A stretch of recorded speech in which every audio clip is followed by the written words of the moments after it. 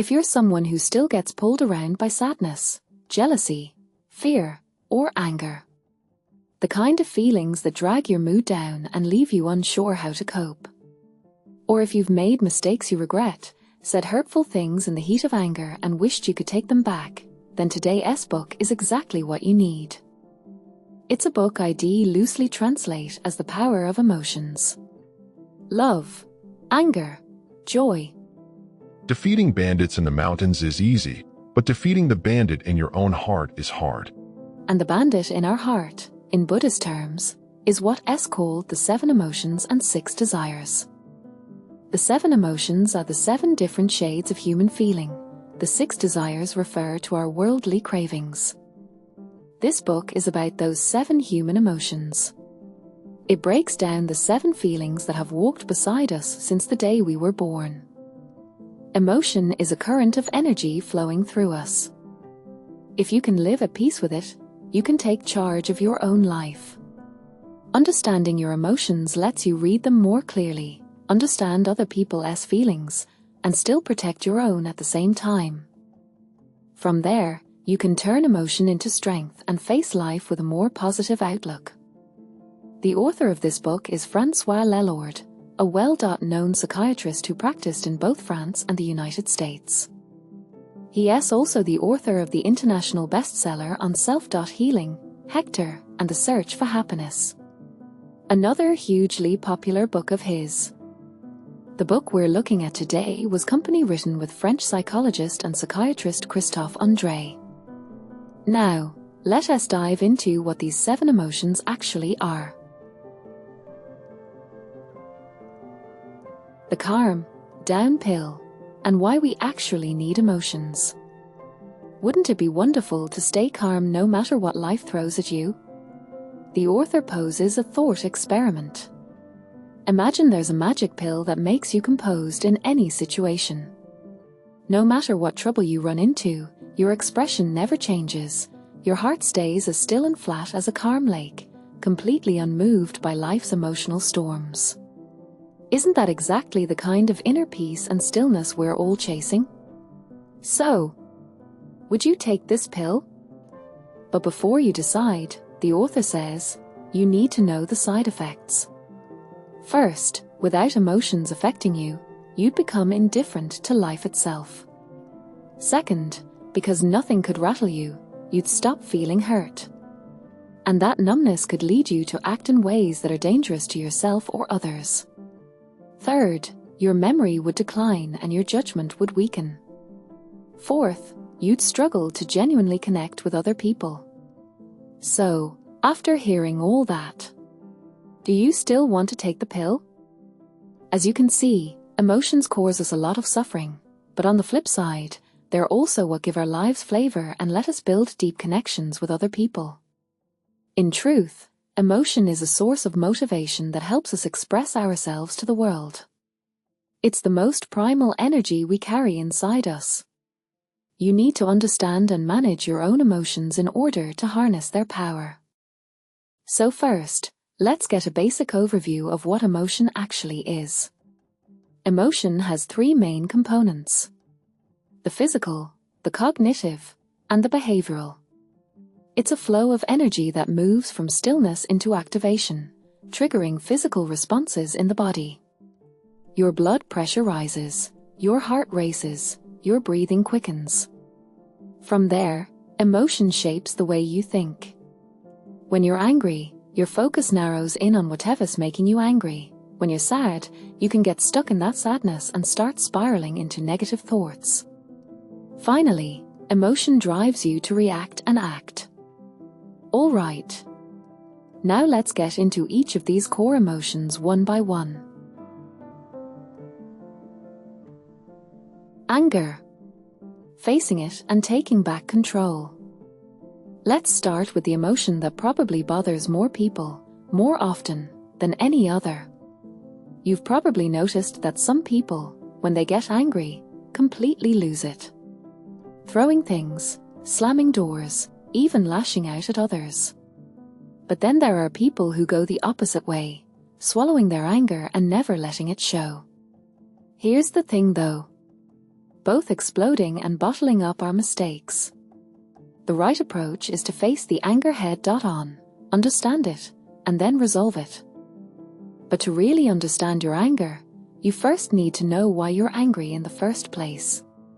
The causes of anger can seem complicated, but they generally boil down to a few things. First, you're angry because you didn't want something to happen. Second, someone may have deliberately done something to provoke you. Third, whatever's happening goes against your personal values. And finally, and this is the big one, you get angry because you know you have some control over the situation, and you've given yourself permission to be angry. Here's an example. If you're walking through a forest and suddenly run into a tiger, can you get angry? Of course not. You'd be terrified, because you know there's nothing you can do to control the situation. But take a character like Wu Song from Chinese legend. He could actually face that situation with anger, because he had the means to control it. Think about it. A lot of the time, when you snap and yell at someone, the real reason underneath it all is that you know you can control that person. No matter how harsh your words get, you're confident they won't leave you or do anything back to you. But remember, no one is incapable of walking away from you. Not the people closest to you, not even the most loyal person on your team. The people who let you be angry at them are either people who truly love you, or people who are afraid of you. And if it's just fear keeping them around, they'll never be truly open and honest with you. Is that really the kind of relationship you want to live with for the rest of your life? The way to deal with this is to look inward. The author offers a set of strategies for working through anger. First, learn to have an honest conversation with yourself. Question the beliefs you're holding on to. What belief is making you think other people have to do things your way? Is that belief actually reasonable? Second, once you understand why you're angry, try to reduce whatever's triggering it. For example, if someone at work keeps making things hard for you and it frustrates you, instead of just stewing in resentment and fixating on their flaws, it's better to look for ways to improve the situation. To change something on your end that removes the trigger. To do that well, you also need to practice seeing things from the other person's perspective. In Buddhist thought, all anger stems from an inflated sense of ego. The feeling that I matter, my attitude matters, my values matter, my pride matters most of all. When you feel like you're especially important, suddenly there's a lot more that can set you off. But when you can put yourself in the other person's shoes and understand why they might be thinking the way they do, and ask yourself whether your anger is really necessary, you'll find it much easier to keep your temper in check. Fourth, don't attack the person. When that first spark of anger flares up, focus only on the specific behavior, not on labeling who they are as a person. For example, instead of saying, "You can never do anything right," express your anger without attacking them. Say something like, "This particular thing wasn't done correctly." Fifth, think carefully before you express yourself. When you're angry, don't immediately say what's on your mind. Fire off a text, or post about it online. Give yourself time to settle first. And on the flip side, don't agree to everything someone asks of you just because you're in an especially good mood. Sixth, give the other person a little time to explain themselves. They may not have meant it the way it landed, and it might not actually be the violation you assumed it was. Seventh, walk away if you really can't hold your temper. Sometimes the best thing to do is simply step away for a moment. For example, if you're about to explode at your child, you could say, "I need a minute to calm down." Then step outside or into another room and sit for a bit. That's a great way to keep your anger in check. And the final way to manage anger is to learn to let go. Stop clinging so tightly to every grievance. When you really look back, you'll usually find that nothing was truly impossible to get through, and nothing was as terrible as it felt in the moment. Once you can accept what's happened, your anger naturally starts to fade. Now, here's an equally important flip side. A lot of people actually suppress anger too much. They live by rules like, I must always stay in control of my emotions, or people will see me as immature. Or, I must never hurt anyone, or I'll feel guilty. These are really just beliefs that other people planted in your mind growing up. They might stop you from getting angry, but they lead straight to discouragement and burnout instead. As another book I've covered before points out, if you don't have a healthy way to express your anger, it can eventually show up as serious psychological issues. Or even physical illness. So instead of telling yourself I must always control my emotions or I can only be angry when I'm 100% right, try this instead. It's fine to be angry when you have a good reason, but you're also allowed to be wrong sometimes. So please, go easier on yourself. And instead of thinking I have to act friendly all the time or people won't accept me, try affirming instead. I hope people accept me, but I don't need everyone to like me. That covers our first emotion. Anger. Jealousy. The quiet comparisons we make. The next emotion is jealousy. There is actually no universal tell for jealousy. You can rarely look at someone's face and just know they are feeling it. Jealousy is an inner performance, a kind of quiet tearing feeling on the inside. Here is an example. You visit a friend your own age, and you realize you both came from similar backgrounds. In fact, they used to do worse than you in school. But now their house is beautiful and their family is clearly thriving. On the surface, you stay calm as still water, but inside, something stirs and a quiet sadness creeps in. Some people would call this envy, but it is actually jealousy. Envy is something different. Psychologically speaking, jealousy is directed at someone else's happiness or material wealth, while envy is the fear that something you already consider permanently yours is at risk of being taken away by someone else.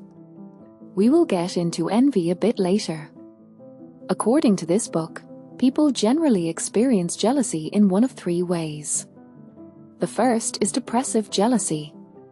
People who feel this way, when they see someone else getting ahead, tend to think, good things like that will never happen to me.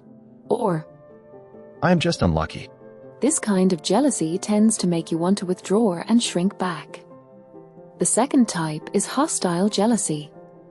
The classic thought pattern here is, how on earth did someone like that manage to pull this off?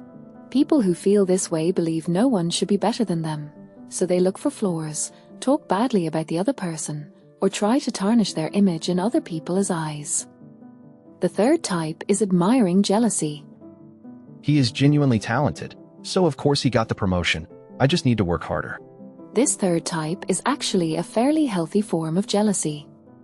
So there is good jealousy and bad jealousy. If your jealousy is the healthy kind, it gives you motivation to improve.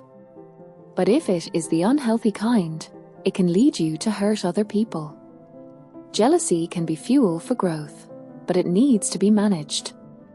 Especially the depressive and hostile varieties. If jealousy is causing you real pain or draining your spirit, it is time to take a closer look and manage it. So how do we actually manage it? Step 1 is to honestly admit your own jealousy. For example, the house you bought is exactly the home I have always dreamed of. What a happy life that must be. I am honestly jealous of you. The moment you say something like that out loud, you will feel a lot lighter. And so will the other person. Step 2 is to express that jealousy in a positive way.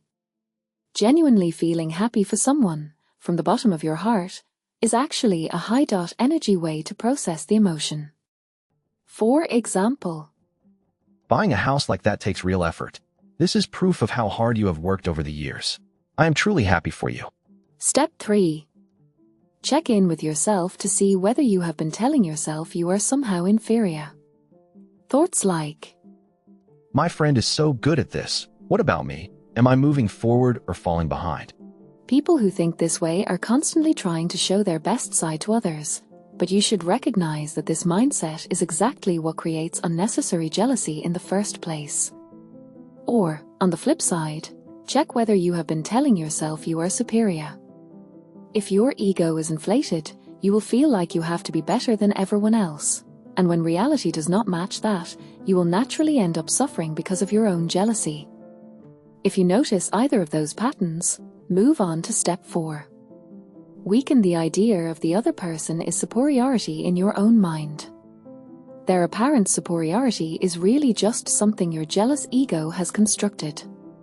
The author argues that, in truth, there is nothing in this world really worth being jealous of. If there is one quality worth admiring, it is the ability some people have to create their own happiness. Take, for example, a mechanic fixing a car by the roadside who is genuinely enjoying the work and feels happy doing it, or someone who can fully devote themselves to their work and helping others.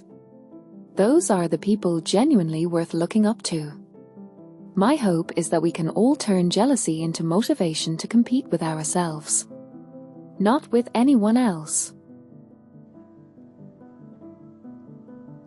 Joy and happiness. Things most people never notice. Next up, joy and happiness. There's a particular kind of smile named after Duchin, a French physician who first identified it. Did you know that this is the smile of someone who's genuinely, radiantly happy? It's the smile where the muscles around the eyes naturally crinkle up. Take a moment to think about how many times a day you smile like that, without even trying. Joy and happiness are, out of every emotion, the ones with the biggest impact on our lives. Why is that? First, happiness makes people more generous. And this isn't just a nice idea. It's been backed up by real experiments.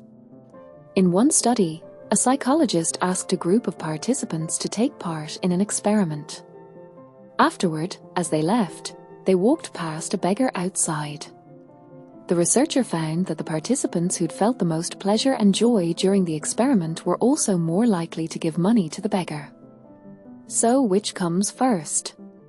Does joy lead to generosity, or does generosity lead to joy? As it turns out, the two reinforce each other. So be generous, give more freely, and genuine joy will naturally follow. Second, happiness makes people more creative and helps them make better decisions. And not hasty ones, but well-considered, high-quality decisions. Happiness also makes you bolder while still being careful. We often say someone got carried away when they're too happy, meaning they start acting recklessly or taking wild risks. But that's not really happiness, that's more like indulgence. Genuinely happy people are still willing to act, but they act thoughtfully. Happy people also tend to avoid boring, repetitive work and gravitate toward tasks that are interesting and challenging. So at work, be willing to take on harder tasks than other people. That's actually one way to become happier in your career, and it opens up more room for you to grow. One thing worth paying close attention to. The author divides human happiness into 4 different states, across 2 dimensions. Let's look at which kind of happiness you're really after. The first is excitement that comes from outside yourself. You could call this simple delight. Think back to childhood, winning an award at school, or winning a competition. This kind of feeling is especially common among teenagers. The second is excitement that comes from within. This is more of an Aristotelian kind of happiness, the feeling of accomplishment when you fully realize a meaningful life goal. When you commit to a career with real purpose and meaning, eventually achieve it, and grow as a person along the way. The third is calm happiness that comes from outside yourself.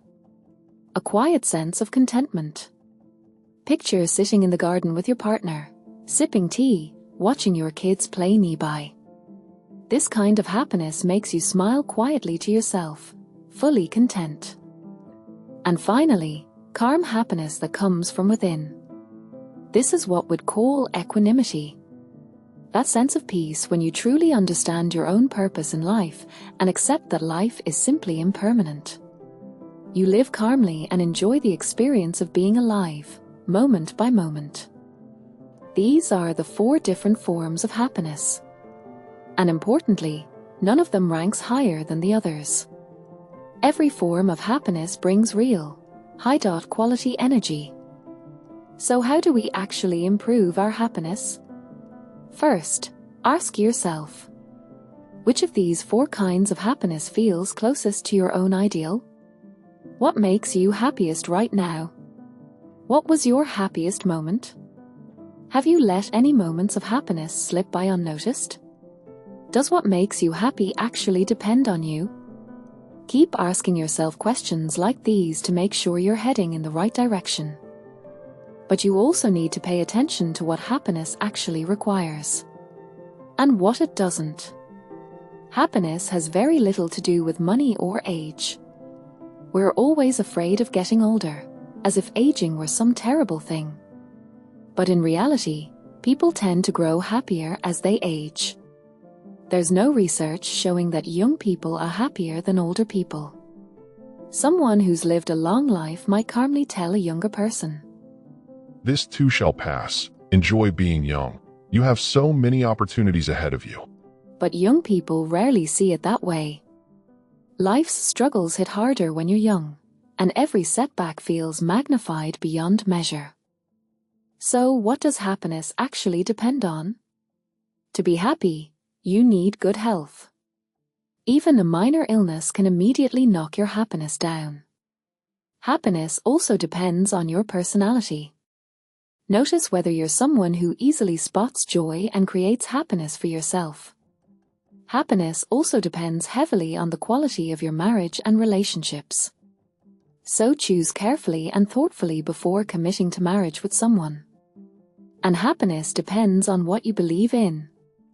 What are you putting your faith in? If you only believe in money, you'll end up more miserable, not less. Finally, happiness is shaped by your career and by the people you love and surround yourself with.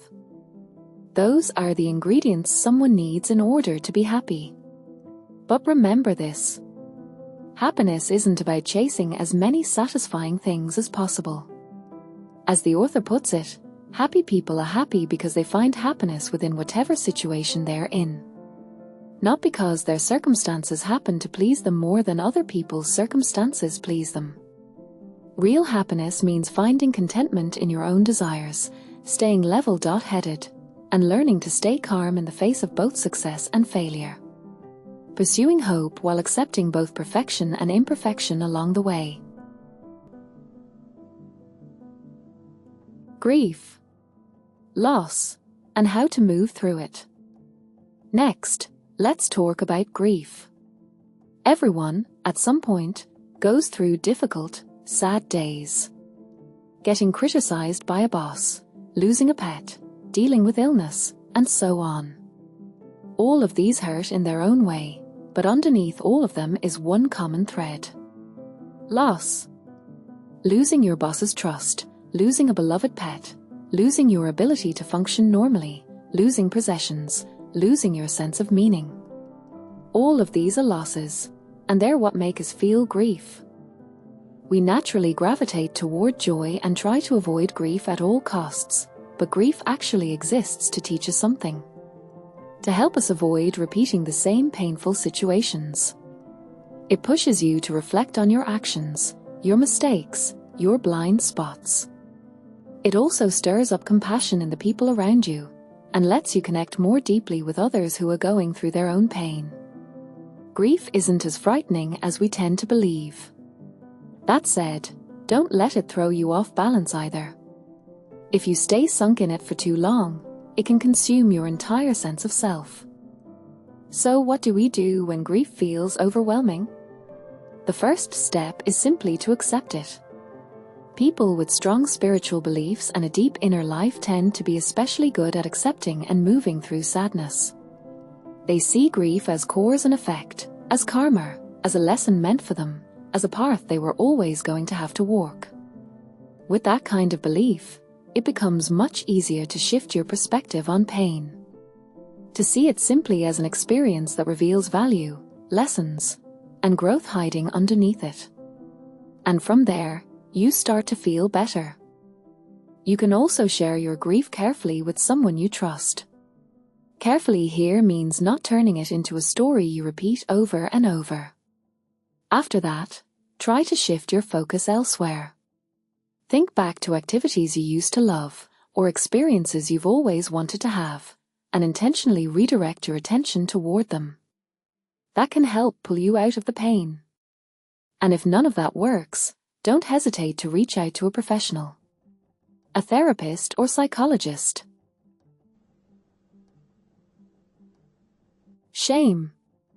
The emotion most people hide. The next emotion. One that I believe a lot of people carry and quietly hide. Is shame. Shame is the painful feeling of believing you are inferior, inadequate, or looked down on by others. Looking back as adults, some of the shame we felt as kids really was not justified. A lot of teenagers think their parents are unattractive, dress poorly, or work blue-collar jobs and drive an old, beat-up vehicle. So they end up telling their parents things like, "Don't pick me up right in front of the school." Or, "Park further away and wait for me over there." and many people deeply regret saying things like that once they grow up. So why do we feel shame in the first place? It happens when we fail to stay aligned with 4 particular standards relative to the people around us. The first is consistency.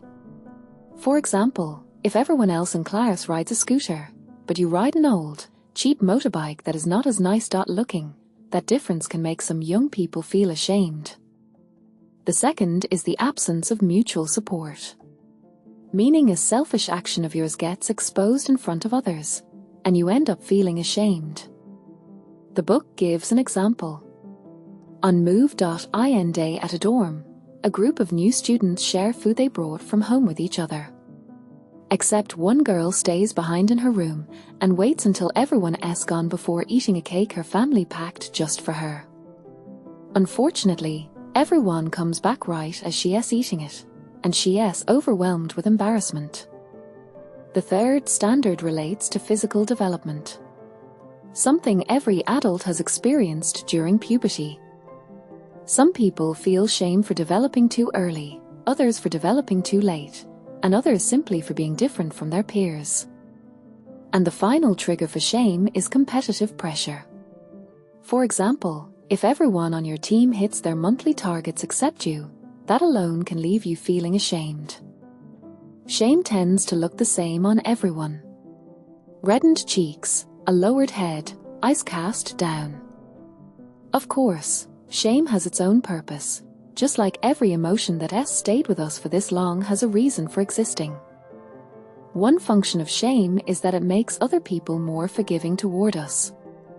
For example, imagine you're standing in a checkout line and your bag suddenly spills everywhere. If you show no embarrassment at all and just calmly, slowly clean it up while everyone behind you waits, you'll probably get scolded. But if you visibly show that you're embarrassed, apologize repeatedly, and clean up quickly, people are much more likely to sympathize with you. You see, shame actually helps push us toward better behavior. That said, shame also has real downsides. If you feel shame too intensely or too often, it can make you less likable, or even lead to social exclusion. This is especially true for teenagers. If someone is constantly hunched over, avoiding eye contact, and visibly uncomfortable around others, they tend to gradually get pushed out of the group. Worse still, some people who were never actually floored end up becoming long-term victims of shame. Survivors of sexual abuse are a clear example of this. This creates an enormous amount of pressure for many people, because our inner sense of dignity holds itself to certain standards. Even though society recognizes that they did nothing wrong and that they are the victim, internally, they still can't fully accept that. So how do we manage shame without letting it turn into a source of negative energy? First, express it. Every time you say your shame out loud, it stops weighing you down quite so heavily. The French writer Annie Ernaux, who won the Nobel Prize in Literature in 2022, once made a striking observation. The worst part of shame is believing that you're the only one who feels it. But in reality, other people can sense it too when you're ashamed. So try gently reframing shame as simple embarrassment instead. Embarrassment is a much lighter feeling. Shame can burrow deep inside you, but embarrassment can dissolve with nothing more than a smile. On top of that, if someone makes a habit of deliberately embarrassing you, the best move is to spend less time around them. Some people, out of emotional immaturity, project their own fear and anger onto others, which is why they fall into habits of belittling people, making inappropriate jokes, or pointing out other people's flaws. When this happens, try to see through to the emotions driving their behavior, have some compassion for them, and give yourself the space you need, without turning yourself into a victim of shame. And finally, take an honest look inward at your own beliefs. Ask yourself whether you're holding yourself to an unreasonably high standard. To learn how to transform feelings of inferiority into something far greater, you might want to check out Viktor Frankl's well-known book Man's Search for Meaning, which Better Me Books has actually covered and analyzed in detail in another video. It goes deep into feelings of inferiority and shame, and how to turn them into real, lasting strength. Envy. The emotion that shows up in love. The next emotion is envy. This book focuses specifically on the form of envy that shows up between romantic partners. What most of us would simply call jealousy in a relationship. This kind of envy surfaces when someone feels their relationship is under some kind of threat. And it can also be a sign of low self-confidence. When this feeling flickers to life inside you, it usually comes bundled with anger, fear, sadness, and sometimes a touch of shame.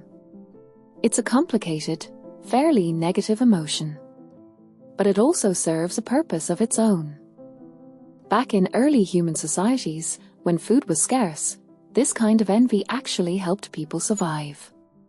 If a husband had no jealousy at all and let his wife freely socialize with other men, there was a real risk he'd end up raising a child that wasn't biologically his.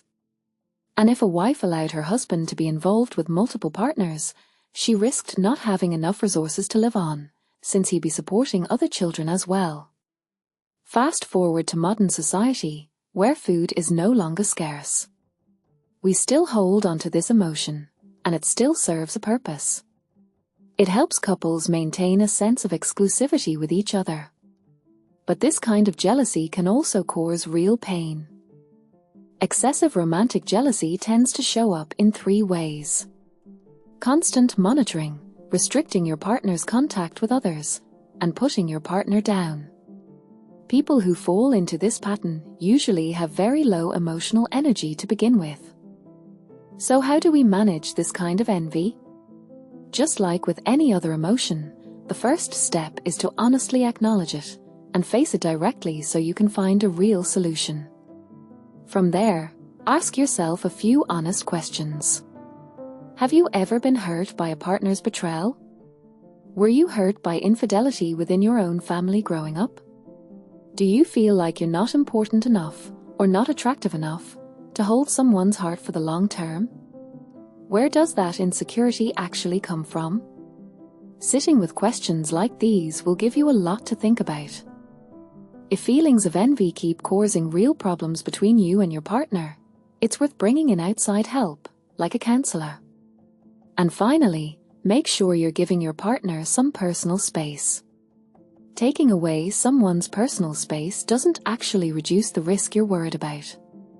It can often increase it instead. Romantic jealousy is a normal, natural emotion. Even though it can make you feel diminished, it's still a healthy part of the human psyche when you know how to manage it and face it the right way. And when handled well, It can even add a little extra spice to your relationship. Fear. And a final thought on accepting an imperfect you. Finally, let's talk about the emotion people work hardest to avoid. Fear. For adults, fear tends to be triggered by a familiar set of things. Animals like insects, mice, or snakes. Some people are afraid of heights. Many people faint at the sight of blood. Others fear public speaking, or tight enclosed spaces like elevators. Some people fear thunder, or water, panicking the moment it rises past their chest and toward their face, and so on. Why are we afraid of these particular things? Because all of them trace back to real dangers from our ancestral past. Threats that caused real harm to early humans, which is why fear of them stuck around. But human fear isn't only this kind of inborn, evolutionary fear. Plenty of our fears develop gradually over time. Some fears come from culture, like a fear of ghosts. Others come from social pressure. Kids fearing their parents, students fearing teachers, employees fearing their bosses, and so on. And these usually come from a deep-seated need to avoid being left out or excluded from the group. And finally, some fears come from flawed beliefs we carry in our own minds. Fear that comes from not feeling safe, fear of a partner's betrayal, fear of not having enough, and so on. That's why so many people go to great lengths to control their circumstances, or try to fill the gap with material things.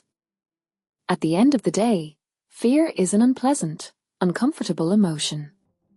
Nobody wants to live with it every single day. In fact, a lot of people end up overreacting purely because of fear.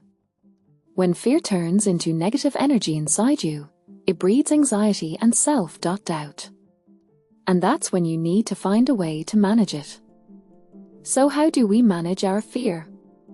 The first thing, something this book keeps coming back to, is to acknowledge and openly express your fear instead of trying to hide it. When you're clearly afraid, be honest with someone and let them know you need support. Second, learn to hold onto your fear constructively. Meaning, prepare yourself and gather as much information as you can. For example, if you're afraid of traveling somewhere unfamiliar on your own, gather every piece of information you can about the trip. Once you know exactly where you're going, what you'll be doing, and how things will unfold, you'll feel much more at ease, and fear will no longer be able to block your inner drive. Next, learn to relax when fear hits. Your heart rate will rise in the moment. Try closing your eyes and focusing on your breath, in and out, to ease that sense of unease. And finally, confront it directly. There are a few key principles for facing fear, and I'd sum them up like this. Be brave, and gradually expose yourself to whatever you're afraid of, at a pace you can actually control. If you're afraid of crowds, for instance, start by putting yourself in smaller group settings or low-stakes competitions before working up to bigger ones. If you're afraid of a particular animal, and I've personally seen plenty of people who are scared of cats, start by exposing yourself to that animal slowly, at your own pace and within your own comfort zone. And that wraps up the 7 emotions that walk beside us throughout our entire journey of growing up. I believe you'll start noticing these 7 emotions showing up in your own life. And behind every one of them, there's always a reason. Maybe you're disappointed with how things are going, dissatisfied with the present, anxious about the future, or feeling like you don't quite fit in with the people around you, along with plenty of other worries. Once you recognize what's really driving these feelings, you can simply say to your own emotion, I see you. Just by acknowledging it, you become able to face that emotion calmly, instead of letting it take over and control your life. So don't worry so much about timing, circumstances, or what other people might think, and force yourself to bottle everything up. You're fully allowed to release your negative energy in a timely, healthy way, so that every present moment can be lived fully, in harmony with your own emotions, with yourself, and with the people around you. Understanding your emotions, expressing them, and working through them. That's truly the best way to find peace and accept a version of yourself that isn't perfect. Because being imperfect is, in its own way, the truest form of perfection. I hope both you and I can learn to welcome every emotion with open arms, love ourselves fully, and keep moving forward with courage. Thank you so much for watching. If you found this video helpful, please share it with someone who needs it. And don't forget to like this video, subscribe, and turn on notifications so you don't miss next week's video. Thanks again, everyone. See you in the next one.